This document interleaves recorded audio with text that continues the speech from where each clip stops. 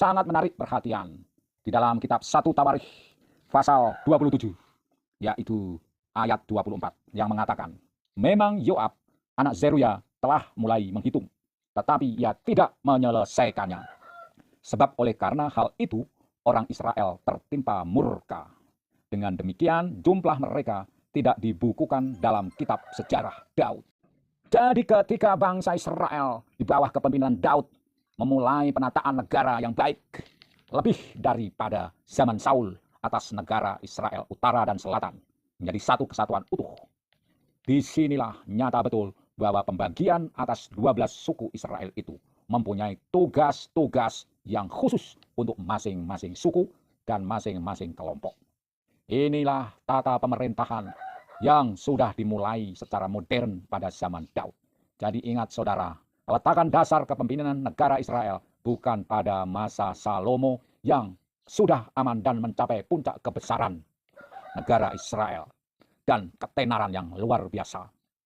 Sebelum Daud meninggal dunia, dia sudah menata semuanya dan selanjutnya berpesan kepada Salomo untuk melakukan tata pemerintahan yang ideal sesuai dengan firman Tuhan. Nah, disinilah saudara, pembagian itu berlaku mulai dari hal-hal yang kelihatannya penting dan di permukaan, sampai hal-hal yang tidak kelihatan di muka umum. Padahal hal itu sangat penting juga. Ada pemimpin panglima perang, ada bagian administrasi, ada bagian penyembahan pemujian pada Tuhan, dan upacara-upacara korban, ada bagian-bagian persediaan, apapun itu. Bahkan juga ada bagian penjaga pintu. Penunggu pintu, saudara. Apa bayangan Anda tentang penunggu pintu? Penunggu pintu gerbang di kantor bank ada yang namanya satuan pengamanan. Zaman penjajahan Belanda dulu dikenal sebagai opas. Nah, satpam. Ini bukan pekerjaan yang ringan, saudara. Tanggung jawabnya besar. Dan ini sangat penting sebagai ujung tombak dari setiap pengamanan negara. Pintu gerbang istana Israel, pintu gerbang negara Israel. Pada masa sesudah kemenangan Daud atas negeri-negeri asing. Tertulis dalam kitab 1 Tawarikh pasal 26 tentang rombongan para penunggu pintu. Nah, di sini sudah mencerminkan semuanya. Dan para pejabat lain, bagian bendahara, bagian gudang perlengkapan, bagian yang di luar Israel yang menjadi pengatur dan hakim. Langsung kita tafsirkan untuk saat kita ini. Apapun peran kita di dalam kehidupan, juga di dalam gereja umat Tuhan. Itu semuanya sangat penting. Dan tidak ada yang remeh. Mengapa perhatian kita selalu tertuju kepada para pemimpin, para pembesar, saudara-saudara? Padahal di setiap bidang itu semuanya merupakan hal yang penting dan punya peran-peran penting juga. Bandingkan antara penjaga pintu dengan para panglima itu. Tentu hal ini berkaitan dengan tanggung jawab yang diembannya. Di sini dikatakan para panglima pasukan 1000 dan pasukan 100 dan para pengatur yang melayani raja dalam segala hal mengenai rombongan orang-orang yang bertugas dan libur bulan demi bulan sepanjang tahun. Daftar mereka dibuat pada masa kepemimpinan Raja Daud dan jelas tanggung jawab ini meliputi orang yang besar.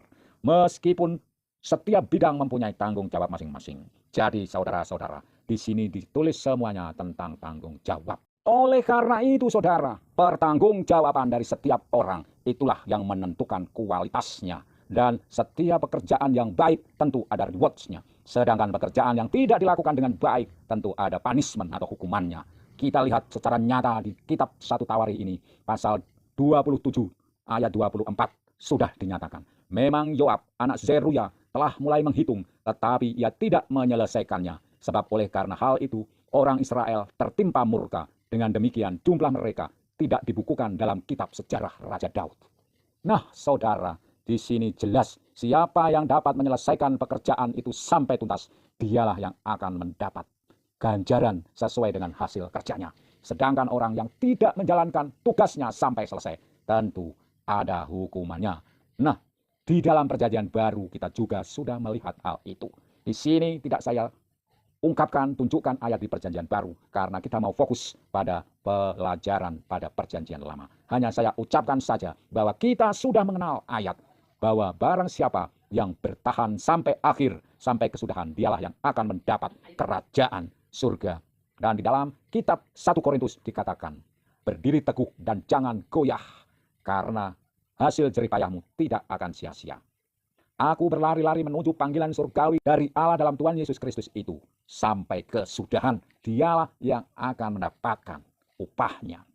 Tafsir ini mungkin berbeda dari yang mempunyai pengertian bahwa kerajaan surga sudah kita terima begitu kita menerima Tuhan Yesus sebagai Tuhan dan Juru Selamat pribadi. Dan upah yang dimaksud di sini bukan keselamatan itu, tetapi bintang-bintang di mahkota kepala kita yang menunjukkan pahala atau jabatan atau kedudukan di dalam kerajaan surga. Terlepas dari perbedaan tafsir tentang hal ini, Alkitab sendiri mengatakan berdiri teguh dan jangan goyah karena pekerjaan tidak akan pernah sia-sia. Dan di dalam kitab Tawarikh ini kita ditunjukkan bagaimana seorang Yoab yang sudah memulai penghitungan untuk kepentingan pendataan bangsa Israel itu dimurkai Tuhan karena dia tidak menyelesaikan pekerjaannya, dengan akibat nama-nama bangsa Israel yang jadi tanggung jawabnya itu tidak tertulis di dalam kitab.